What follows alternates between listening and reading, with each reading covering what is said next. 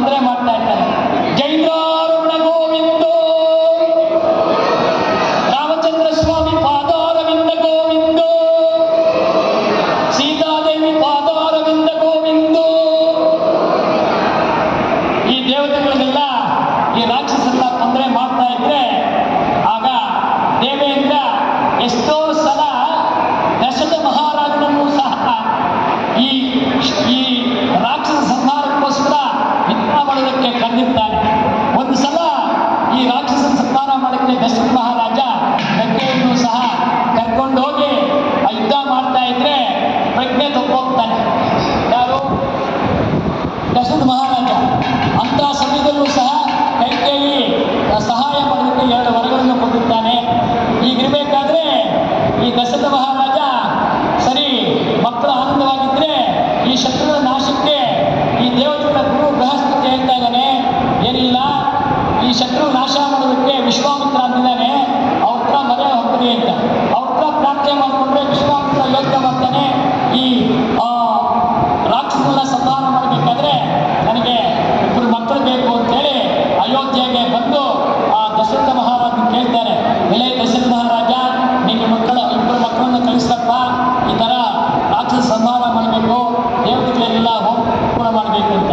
ಆಗ ಸಾಧ್ಯವೇ ಇಲ್ಲ ಅಂತ ಹೇಳಿದಾಗ ಪಾಪ ಇಡ್ತೀನಿ ಅಂದಾಗ ತಕ್ಷಣ ಹೋಗಿ ದಶರಥ ಮಹಾರಾಜ ಏನು ವಸಿಷ್ಠರನ್ನ ಕುಲಗುರುಗಳನ್ನ ಪ್ರಾರ್ಥನೆ ಮಾಡಿಕೊಂಡ್ರೆ ಒಳ್ಳೆ ಕಾರ್ಯ ಆಗತ್ತೆ, ಸಂತೋಷವಾಗಿ ನಿನ್ನ ಮಕ್ಕಳನ್ನ ವಿಶ್ವಾಮಿತ್ರನ ಜೊತೆಯಲ್ಲಿ ಕಳಿಸು ಅಂತ ಹೇಳ್ತಾರೆ.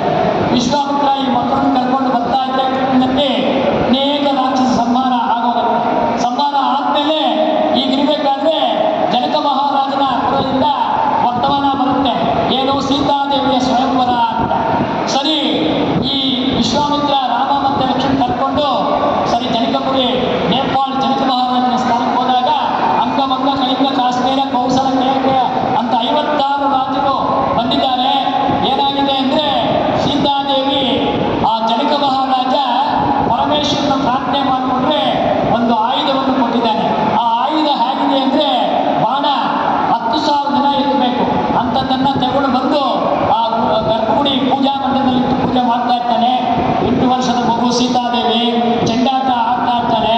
ಚೆಂಡು ಆ ಬಾಣದ ಕೆಳಗಡೆ ಹೋದಾಗ ಆ ಎಡಗೈಯಿಂದ ಆ ಬಾಣವನ್ನು ಪಕ್ಕಕ್ಕಿಟ್ಟು ಚೆಂಡು ತಗೊಳ್ತಾನೆ. ಅಂದ್ರೆ ಅಷ್ಟು ಶಕ್ತಿ ಇರುತ್ತೆ. 10,000 ಜನ ಎತ್ತಬೇಕು ಅಂಥದ್ದನ್ನ ಎಡಗೈ ಇದ್ದಾಗ ಜನಕ ಮಹಾರಾಜ ಯೋಚನೆ ಮಾಡ್ತಾನೆ, ಓಹೋ ನನ್ನ ಮಗಳಿಗೆ ಈ ಬಾಣವನ್ನ ಯಾರು ಬಗ್ಗಿಸಿ ಇದನ್ನು ಯಾರು ಎತ್ತಿ ಬಗ್ಗಿಸಿ ಇದು ಮಾಡ್ತಾರೋ ಅವ್ರಿಗೆ ಮದುವೆ ಮಾಡಬೇಕು ಅಂತೇಳಿ ಸ್ವಯಂವರನ್ನು ಏರ್ಪಾಡು ಮಾಡಿದ್ದಾನೆ. ಅಂತ ಸಮಯಕ್ಕೆ ಎಲ್ಲ ಪೆರಾಲ್ ನರೇಶು ಎಲ್ಲ ರಾಜರೆಲ್ಲ ಬಂದು ಏನು ಆ ಬಾಣವನ್ನು ಎತ್ತಕ್ಕೆ ಆಗಲ್ಲ ಅಂತ ಪರಿಸ್ಥಿತಿಯಲ್ಲಿ ರಾಮಚಂದ್ರ ಸ್ವಾಮಿಗೆ ಆಜ್ಞೆ ಆಗುತ್ತೆ. ವಿಶ್ವಾಮಿತ್ರ ನಮಸ್ಕಾರ ಮಾಡಿ ರಾಮಚಂದ್ರ ಸ್ವಾಮಿ ಏನು ಆ ಬಾಣವನ್ನ ಬಂಧನ ಭೀಮುಳು ಆಪ್ತಜನ ಬಾಂಧವುಡು ಉಜ್ವಲ ಬಾಣ ತೂಣ ಕೋದಂಡಕಳ ಪ್ರಚಂಡ ಭುಜ ತಾಂಡವ ಮೂರ್ತಿಗೆ ರಾಮಮೂರ್ತಿಗೆ ರಂಡೋ ಸಾಗಲೇದನು ಅಂತ ರಾಮಚಂದ್ರ ಸ್ವಾಮಿ ಆ ಬಾಣವನ್ನು ಇನ್ನು ಬಗ್ಗಿಸಿ ಇದು ಮಾಡಿದಾಗ ಆಗ ಸೀತಾದೇವಿ ಏನು ಹೂವಿನ ಹಾರಕ್ಕೆ ರೆಡಿಯಾಗಿರ್ತಾಳೆ. ಶ್ರೀಹರಿಗೆ ಬ್ರಹ್ಮಕ್ಕೂ ಮರೀಚಿಗೆ ಆ ಸೂರ್ಯನಿಗೂ ಕಶ್ಯಪುಡು ಇಕ್ಷಾಕು ಕುಕ್ಷಿಗೆ ವಿಪುಕ್ಷಿಗೆ ಬಾನುಂಡು ನರಂಡು ಮೃದುವು ತ್ರಿಶಂಕುಡು ನಾಲ್ಕೋವಡು ಮಂದಾತకు 5వడు భర్తడు 3వవాడు భగీరథుడు కల్పషుండుకు శగరుడుకు అజమహారాజుకు కల్పషపాదండుకు అంబరీషుడుకు అజమహారాజుకు యయాతికి నహుడు కొడితే ఆ దశరథ